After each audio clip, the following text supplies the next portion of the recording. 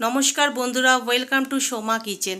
আজকে আমি আপনাদেরকে ইভিনিং স্ন্যাক্সের একটা রেসিপি করে দেখাবো, মুড়ির কাটলেট, যেটা খেতে খুব টেস্টি আর খুব চট জলদি এই রেসিপিটা বানানো হয়ে যায়। চলুন রেসিপিটা শুরু করছি। এখানে দেখুন আমি মুড়ি নিয়ে নিয়েছি, এখানে আধা বাটি আমি মুড়ি নিয়েছি। এর মধ্যে আমি এবারে জল ঢেলে দেব, জল দিয়ে এটা মিশিয়ে দেবো মুড়ির মধ্যে। ভালো মতো মিশিয়ে নিচ্ছি মুড়িটা জলের সাথে। এরপরে মুড়িটা আমি ছেঁকে নেব।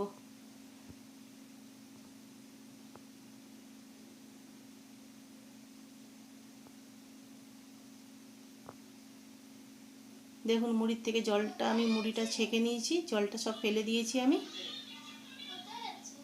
এর মধ্যে আমি পেঁয়াজ কুচি দিয়ে দিলাম, একটা পেঁয়াজ আমি কুচি করে নিয়েছি, পেঁয়াজ কুচি দিয়ে দিচ্ছি। কিছুটা ধনে পাতা অ্যাড করে দিলাম। এর মধ্যে আমি কিছুটা কাঁচা লঙ্কাও দিয়ে দিচ্ছি।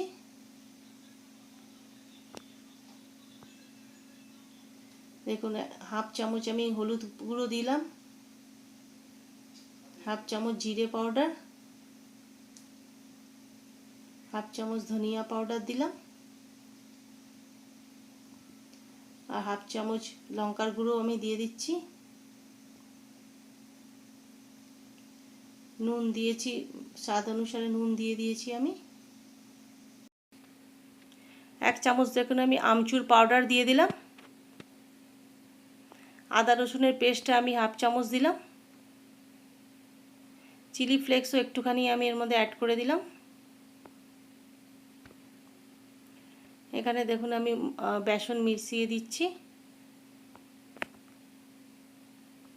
3 চামচের মতো আমি বেসন মিশিয়ে দিলাম। আর এখানে দেখুন চালের গুঁড়ো দিচ্ছি, চালের গুঁড়ো আমি 2 চামচ দিয়ে দেব। এরপরে ভালো মতো সব মিশিয়ে নেব।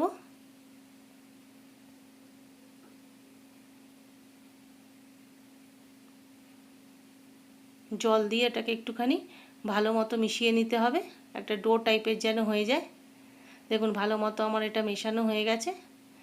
এবার দেখুন আমি এরকম কি সুন্দর কাটলেটের মতো শেপে হয়ে যাবে। আপনারা চাইলে গোলভাবে বলের মতনও রাখতে পারেন, আমি কাটলেটের শেপে বানিয়েছি। কত সুন্দর দেখুন আমার সব কটা বানানো হয়ে গেছে। এবার আমি একটা ফ্রাই প্যানে বসিয়ে দিচ্ছি গ্যাসে, এর মধ্যে কিছুটা আমি রিফাইন্ড অয়েল দিয়ে দিচ্ছি।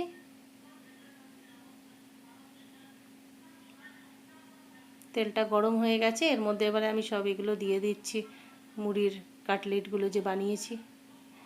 আপনারা বিকালে কেউ আসলে ঘরে আত্মীয় স্বজন, এটা খুব চট জলদি এই রেসিপিটা হয়ে যায় এটা বানানো। আপনারা একবার ট্রাই করে দেখবেন, খুব খেতে ভালো লাগবে, সসের সাথে বা কোনো ধনেপাতার চাটনির সাথে খুব ভালো লাগবে খেতে। আপনারা একবার প্লিজ ট্রাই করে দেখবেন, খুব কম সময়ের মধ্যে হয়ে যাবে। দেখুন কত সুন্দর আমার ফ্রাই করা হয়ে গেছে লাল লাল করে। এবার আমি উঠিয়ে নিচ্ছি এগুলো। বাচ্চাদের বানিয়ে দিলে তো খুব খুশি হবে, সসের সাথে খেতে তো দারুণ লাগবে গরম গরম। আপনাদের যদি এই চটজলদি মুড়ির কাটলেটের রেসিপিটা ভালো লেগে থাকে, তাহলে আপনারা অবশ্যই লাইক করবেন, শেয়ার করবেন, সাবস্ক্রাইব করবেন, আর বেল বাটনটা যে আছে ওটা প্রেস করে দিবেন। আর কীরকম হলো কমেন্টে অবশ্যই জানাবেন। ধন্যবাদ।